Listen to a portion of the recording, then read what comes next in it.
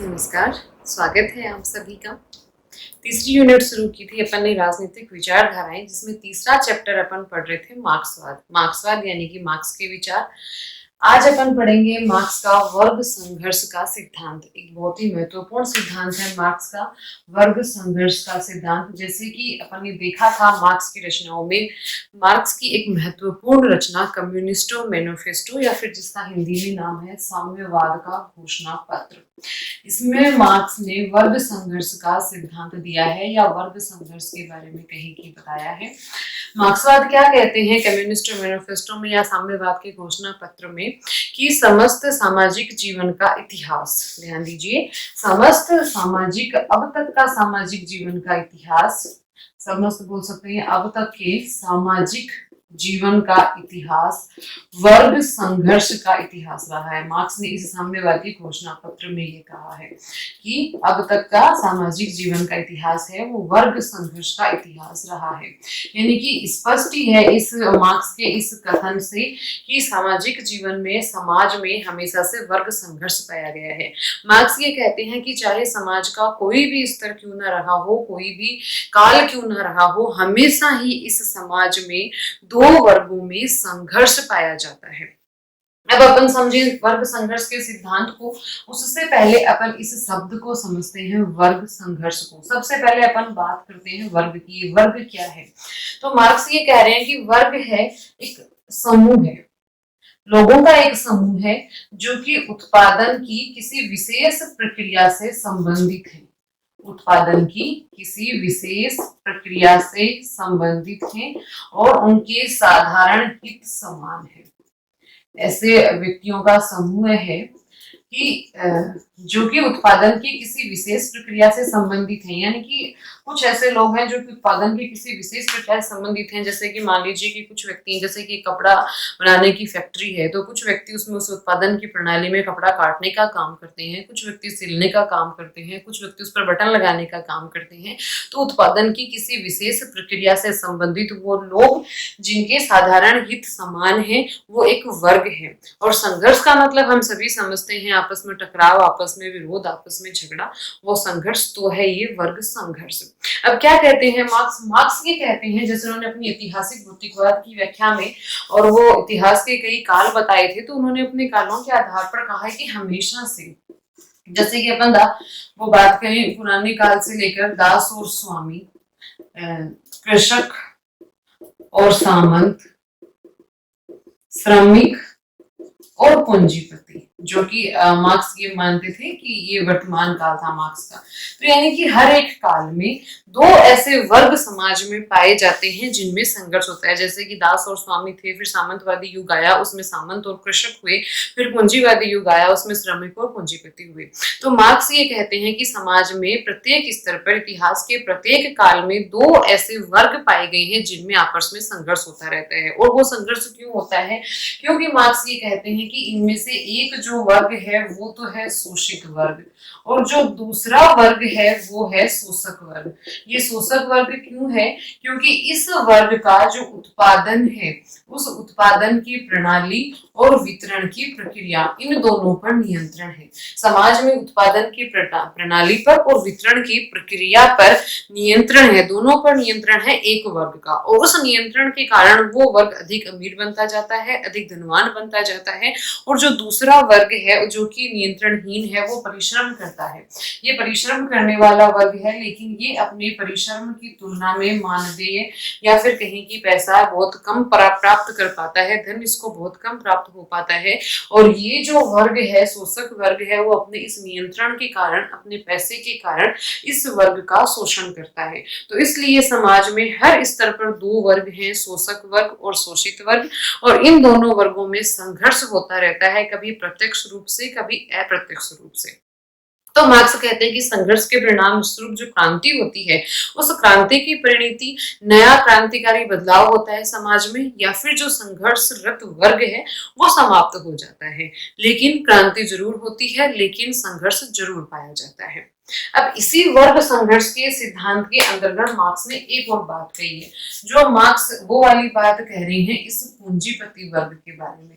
Marks ये कहते हैं कि ये जो पूंजीपति वर्ग है, ये जो पूंजीवाद की संरचना है, इसी में इसका अंत छिपा हुआ है। यानी कि इस पूंजीवाद में पूंजीपति जो वर्ग है उसका विनाश अवश्यंभावी है और उसके विनाश के जो बीज हैं वो इस व्यवस्था में ही छुपे हुए हैं।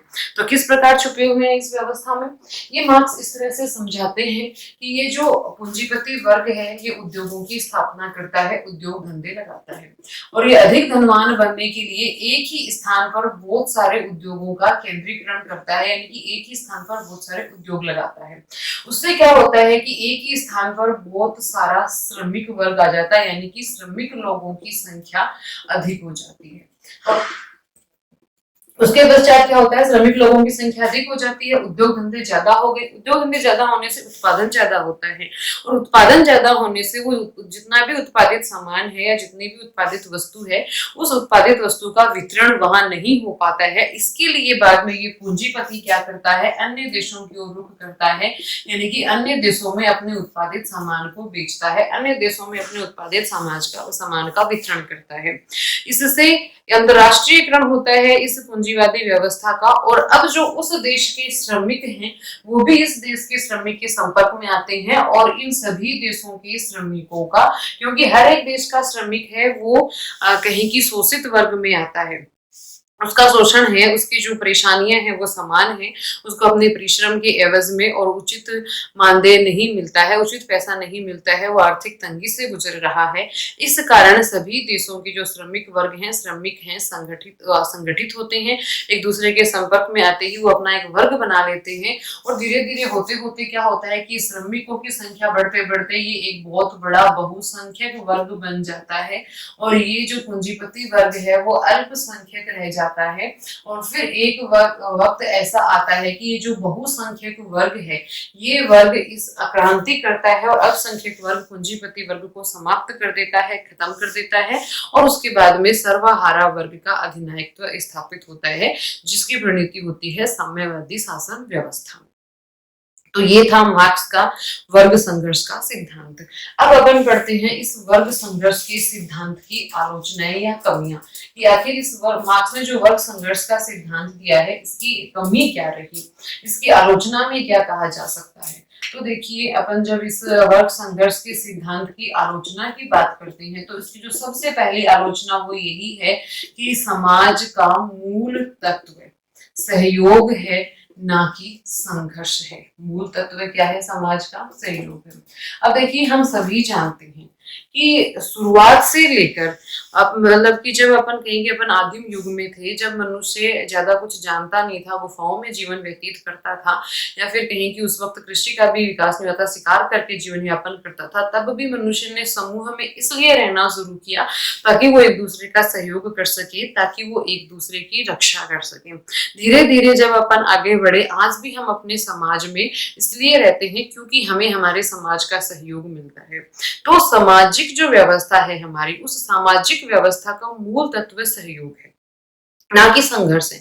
निसंदेह इस बात से इनकार नहीं किया जा सकता कि सामाजिक व्यवस्था में संघर्ष देखने को मिले हैं, आपसे संघर्ष भी होते हैं, कई बार हिंसक संघर्ष भी होते हैं, लेकिन फिर भी सहयोग की तुलना में संघर्ष कम होते हैं। जो मूल तत्व है समाज का, समाज के बनने का जो कारण है वही सहयोग है। तो मार्क्स ने इस सहयोग तत्व की उपेक्षा की, तो ये मार्क्स की इस आलोचना का और सबसे पहला कारण ये बना कि मार्क्स ने केवल संघर्ष को देखा, मार्क्स ने सहयोग को नहीं देखा। अब अपन बात करते हैं दूसरी कमी की। तो समाज में केवल दो वर्ग नहीं होते हैं। मार्क्स ने ये कहा कि समाज में दो वर्ग होते हैं, एक होता है, केवल दो वर्ग नहीं होते हैं समाज में। मार्क्स ने क्या कहा कि एक वर्ग होता है शोषक वर्ग और दूसरा वर्ग होता है शोषित वर्ग। ये मार्क्स कहते हैं। ये वर्ग होता है वो अत्यधिक धनवान होता है, इनके पास पूंजी का केंद्रीकरण होता है। ये जो वर्ग होता है ये अत्यंत गरीब होता है, निर्धन होता है और ये मजबूरी के कारण और इनके शोषित होते हैं, इनके लिए काम करते हैं बहुत कम पैसे के बदले और बहुत अधिक श्रम इनसे लिया जाता है। तो मार्क्स ने कहा कि दो वर्ग होते हैं, इसी कारण इनके बीच में क्रांति होती है और क्रांति के कारण एक वर्ग समाप्त हो जाता है। लेकिन मार्क्स ये बताना भूल गए या फिर इस बात की उन्होंने उपेक्षा कर दी कि इन दोनों वर्गों के बीच में एक वर्ग और पाया जाता है जो है मध्यम वर्ग, जो ना तो इतना गरीब होता है और ना ही इतना अमीर होता है, जो ना तो शोषित वर्ग होता है और ना ही शोषक वर्ग होता है। और इतिहास इस बात का गवाह है कि मध्यम वर्ग ने किसी भी सामाजिक संरचना में एक अलग महत्वपूर्ण भूमिका निभाई है। और मध्यम वर्ग की अपन कहेंगे रहन सहन हो, जीवन शैली हो, वैचारिकता हो, बुद्धिमत्ता हो, वो एक अलग तरीके से होती है। वो उसकी शोषक वर्ग से भी अलग होती है और शोषित वर्ग से भी अलग होती है। इसलिए इस वर्ग को अलग से परिभाषित करना, अलग से डिफाइन करना आवश्यक हो जाता है, जो कि मार्क्स ने नहीं किया। इस मध्यम वर्ग में आते हैं इंजीनियर, टेक्नीशियन, डॉक्टर, शिक्षक, ये इस मध्यम वर्ग में आते हैं। और सबसे बड़ी बात कि ये जो इस मध्यम वर्ग के व्यक्ति हैं वो बुद्धिजीवी वर्ग में आते हैं। इवन यही जो वर्ग है इसी को सामाजिक ताने बाने से ज्यादा लेन देन होता है। अब हम खुद भी अपने आसपास महसूस कर सकते हैं इस चीज को कि जो शोषक वर्ग है, शोषक वर्ग अपन ना कहकर अपन कहेंगे जो अमीर वर्ग है, जो पूंजीपति वर्ग है, जो अत्यंत धनवान व्यक्ति है, उसको ज्यादा मतलब नहीं होता सामाजिक संरचनाओं से, उस पर ज्यादा नियम और कानून समाज के लागू भी नहीं होते, क्योंकि वो इतना बड़ा रसूखदार होता है ऑलरेडी कि कोई उसको कह नहीं सकता कि आपको समाज की इन परंपराओं का पालन करना है या फिर इन आडम्बरों को आपको निभाना है, ढूंढना है, वो जो भी कर दे अच्छा ही होता है। ये वाला जो वर्ग है वो कहते हैं ना कि भूखे पेट सिर्फ रोटी दिखती है और कुछ नहीं दिखता। तो ये वाला जो वर्ग है वो बेचारा इतनी गरीबी में होता है कि उसको रात दिन केवल अपनी पेट की भूख शांत करने की चिंता लगी रहती है। तो जो सामाजिक संरचना है, उसका ताना बाना है, उसके जो रीति रिवाज है, उसकी जो संस्कृति है, उसको आगे ले जाने वाला, उसको निभाने वाला यही वर्ग होता है मध्यम वर्ग, एक महत्वपूर्ण वर्ग जिसको मार्क्स ने उपेक्षित कर दिया, जिसके बारे में मार्क्स ने कोई बात ही नहीं की। तो इस तरह से मार्क्स की ये वर्ग संघर्ष के सिद्धांत की और जो दूसरी आलोचना बनती है वो आलोचना क्या बनती है कि इसने समाज में केवल दो वर्ग नहीं पाए जाते हैं, समाज में अनेक वर्ग पाए जाते हैं, और मार्क्स ने इस मध्यम वर्ग की उपेक्षा कर दी। फिर उसके बाद में जो तीसरी बात आती है वो बात आती है कि सामाजिक और राजनीतिक वर्ग आर्थिक वर्ग से भिन्न होते हैं। सामाजिक और राजनीतिक वर्ग हैं वो आर्थिक वर्ग से भिन्न होते हैं। ये बात कैसे कहते हैं मार्क्स, इसकी आलोचना में कैसे कहते हैं विचारक, इसलिए कहते हैं कि मार्क्स ने केवल और केवल आर्थिक आधार पर, धन के आधार पर वर्ग बना दिए, एक गरीब वर्ग और एक अमीर वर्ग, जबकि हम स्वयं जानते हैं कि अपनी सामाजिक प्रणाली में धर्म के आधार पर भी वर्ग होते हैं, जाति के आधार पर भी वर्ग होते हैं। तो इस प्रकार से अन्य भी कारण हैं जिनके आधार पर वर्ग होते हैं। केवल पैसे के आधार पर, केवल अर्थ के आधार पर वर्गों का निर्धारण नहीं किया जा सकता। बहुत सारे समाज में ऐसे वर्ग बनते हैं जो कि सामाजिक और राजनीतिक कारणों से भी बनते हैं। तो मार्क्स ने सामाजिक और राजनीतिक और आर्थिक तीनों को एक मान लिया। ये भी मार्क्स का आलोचना का एक कारण बनते हैं मार्क्स की। उन्होंने सामाजिक स्तर पर जो वर्ग बनते हैं, सामाजिक कारणों से वर्ग बनते हैं, राजनीतिक कारणों से वर्ग बनते हैं, उनको बुलाकर मार्क्स ने केवल आर्थिक आधार पर वर्ग बना दिया। फिर उसके बाद में जो अपनी चौथा जो मार्क्स की और आलोचना का कारण बनता है वो कारण बनता है कि जो सामाजिक इतिहास है वो केवल वर्ग संघर्ष का इतिहास नहीं है। मार्क्स ने ये कहा कि समाज का जो भी इतिहास है वो केवल वर्ग संघर्ष का इतिहास है। यहाँ भी गलत साबित होते हैं मार्क्स कि हमेशा से ही समाज में जब भी हम इतिहास को उठाकर पढ़ते हैं तो समाज में केवल और केवल वर्ग संघर्ष नहीं पाया जाता है, और दो वर्गों में संघर्ष तो बहुत कम मिलता है। हाँ, दो देशों में जरूर, अपन कहें कि दो देशों में जरूर युद्ध हुआ है या संघर्ष पाया जाता है, लेकिन दो वर्गों के अंदर संघर्ष इतिहास में कम ही देखने को मिलता है। केवल वर्ग संघर्ष का इतिहास पूरे इतिहास को बता देना, ये एक तरह से मतलब कि मार्क्स ने गलत किया और इसीलिए वो आलोचना का कारण बने। फिर उसके बाद में अगला जो मार्क्स की आलोचना का कारण बनता है, पांचवा कारण, वो कारण है कि राष्ट्रीयता और वर्गीय एकता से ज्यादा महत्वपूर्ण है या ज्यादा प्रभावशाली होती है। मार्क्स ने क्या कहा? मार्क्स ने ये कहा कि श्रमिक, सभी देशों के श्रमिक, जैसा कि अपन ने पढ़ा था वर्ग संघर्ष के सिद्धांत में, कि अन्य देशों के जब वो पूंजीपति जाएगा वहां पर अपने उत्पादन का वितरण करने के लिए, जो उत्पादित वस्तुएं जो एक्स्ट्रा उत्पादित हो गई उनका वितरण करने के लिए वो अन्य देशों में जाएगा, तो उससे क्या होगा कि वहां के श्रमिक भी इन श्रमिकों के संपर्क में आएंगे और इनका आपस में एक संगठन बनेगा और आपस में मिलकर ये संघर्ष करेंगे। लेकिन ये देखने में आया है या फिर हम ये जानते हैं कि वर्गीय एकता से ज्यादा महत्वपूर्ण राष्ट्रीय एकता होती है, ज्यादा महत्वपूर्ण राष्ट्रीयता होती है। और व्यवहार में ये चीज स्पष्ट होती है कि हम अपने देश के, अगर मैं श्रमिक हूं तो मैं अपने देश के पूंजीपति को ज्यादा पसंद करती हूँ बजाय किसी अन्य देश के श्रमिक के। यानी कि एक राष्ट्र का होने के नाते, एक देश के होने के नाते हम लोगों में एक राष्ट्रीयता की भावना पाई जाती है, एक जुड़ाव का भावना पाई जाती है, एक एकता की भावना पाई जाती है, जो कि अन्य किसी देश में मेरे ही वर्ग के व्यक्ति के साथ तुलनात्मक रूप से ज्यादा होती है। तो इस प्रकार से मार्क्स ने क्या किया, राष्ट्रीयता के ऊपर वर्गीय एकता को महत्वपूर्ण बताया, लेकिन ऐसा नहीं होता है। वर्गीय हितों से ज्यादा व्यक्ति है वो अपनी राष्ट्रीयता को महत्व देता है। फिर उसके बाद में जो अगली अपन आलोचना कर सकते हैं वो ये कर सकते हैं कि मार्क्स ने जो भी कहा था वो गलत सिद्ध हुआ। मार्क्स ने पूंजीवाद की और अंत की बात कही थी। मार्क्स ने ये कहा था कि जो पूंजीपति वर्ग है, पूंजीवाद है, इसका अंत इसी के अंदर छिपा हुआ है, इसके अंत के बीच इसी के अंदर छुपे हुए हैं। लेकिन मार्क्सवाद का वर्ग संघर्ष का सिद्धांत आने के इतने दशकों बाद भी पूंजीवाद अभी तक समाप्त नहीं हुआ। इसका कारण ये है कि मार्क्स ने ये बात भूल गया था, मार्क्स के पूंजीवाद में परिवर्तन के और गुण भी विद्यमान है या परिवर्तन की संभावनाएं भी विद्यमान है। वक्त बदलने के साथ पूंजीवाद ने अपने अंदर परिवर्तन किया, उसने श्रमिकों को सहयोग देना शुरू किया, लोक कल्याणकारी राज्य की स्थापना प्रारंभ की। इसलिए पूंजीपति वर्ग है, पूंजीवाद है, वो अभी तक भी समाप्त नहीं हुआ। तो यहाँ गलत साबित हुए मार्क्स। यहाँ पर ना तो पूंजीपति पूंजीवाद वर्ग समाप्त हुआ, ना ही सर्वहारा वर्ग का अधिनायकत्व आया और ना ही साम्यवाद की स्थापना हुई। तो इस प्रकार से ये 5-6 पॉइंट मार्क्स के वर्ग संघर्ष के सिद्धांत की आलोचना के कारण बने। तो इस बारे में विचारक ये कहते हैं कि मार्क्स का जो वर्ग संघर्ष का सिद्धांत है वो एक तरह से तथ्यात्मक वर्ग संघर्ष का सिद्धांत ना होकर एक राजनीतिक और एक सामाजिक नारा है।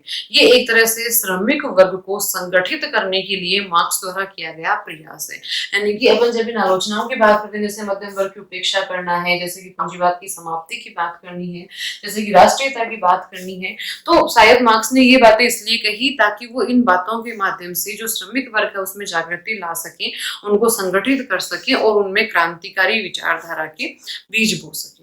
तो और इसका जो अपन कहेंगे विशेषता या महत्ता यही थी इस वर्ग संघर्ष के सिद्धांत की। इस वर्ग संघर्ष के सिद्धांत ने और श्रमिक वर्ग में क्रांति के बीज बोए।